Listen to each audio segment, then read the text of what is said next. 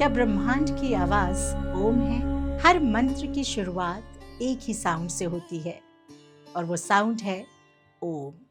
कहा जाता है कि जब ब्रह्मांड बना ही नहीं था, इसका कोई अस्तित्व ही नहीं था, तब सबसे पहले यही ध्वनि गूंजी थी।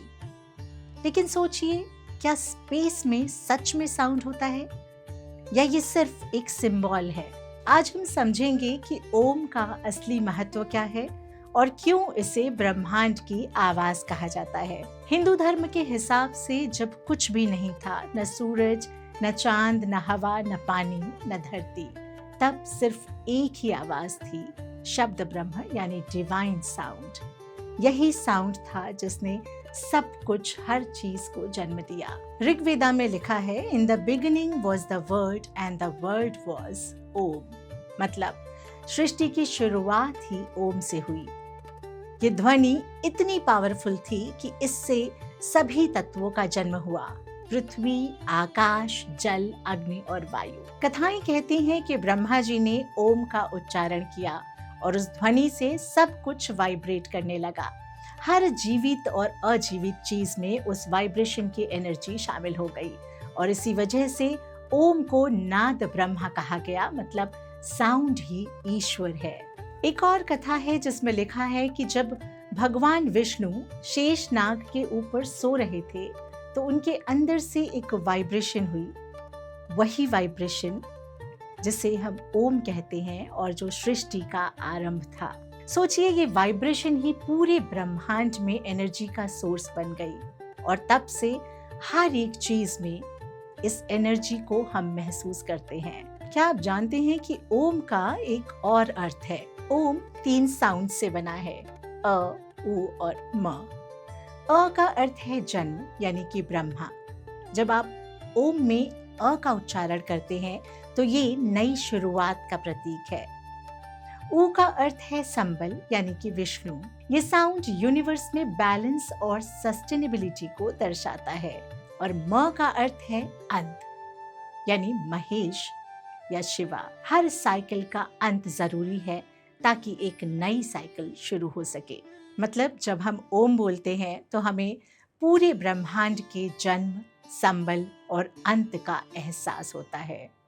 और जब ओम का साउंड खत्म हो जाता है तो जो शांति का मोमेंट आता है उसे तुरिया कहते हैं।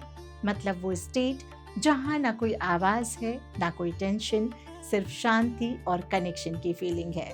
ये हमें इनर पीस और ब्रह्मांड के साथ जुड़ने का एहसास दिलाता है।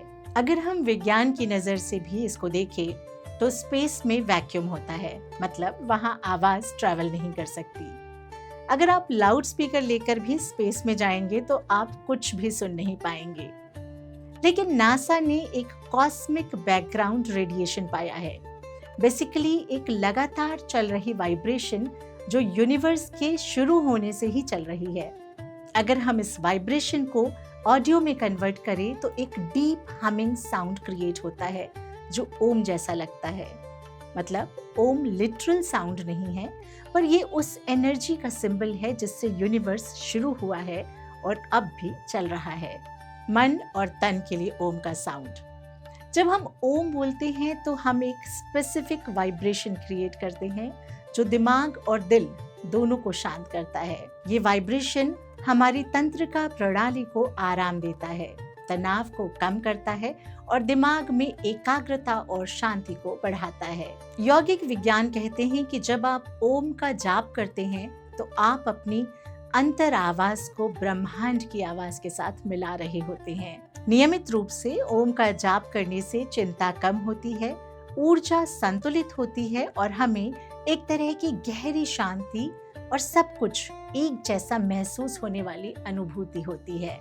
मतलब ओम सिर्फ एक मंत्र नहीं है, ये हमारे लिए एक ब्रिज की तरह काम करता है, हमारे अंदर और पूरे ब्रह्मांड के बीच। चाहे आप ओम को माइथोलॉजी के नजरिए से देखिए या साइंस के, ओम एक यूनिवर्सल वाइब्रेशन है। ये दुनिया के बनने से पहले भी एग्जिस्ट करती थी और बनने के बाद भी। इसलिए हम ओम को ब्रह्मांड की आवाज कहते हैं। ये सिर्फ एक मंत्र नहीं है बल्कि एग्जिस्टेंस की फ्रीक्वेंसी है। वो वाइब्रेशन है जो हमेशा हमारे साथ और ब्रह्मांड के साथ चल रही है। तो आज के वीडियो में बस इतना ही। अगर आपको ये वीडियो पसंद आया हो तो इसको लाइक करें, शेयर करें और सब्सक्राइब ज़रूर करें। और हाँ, बेल आइकन को दबाना ना भूलें ताकि आपको और भी ऐसे इंटरेस्टिंग साइंस और स्पिरिचुअलिटी के वीडियोस मिलते रहें। धन्यवाद।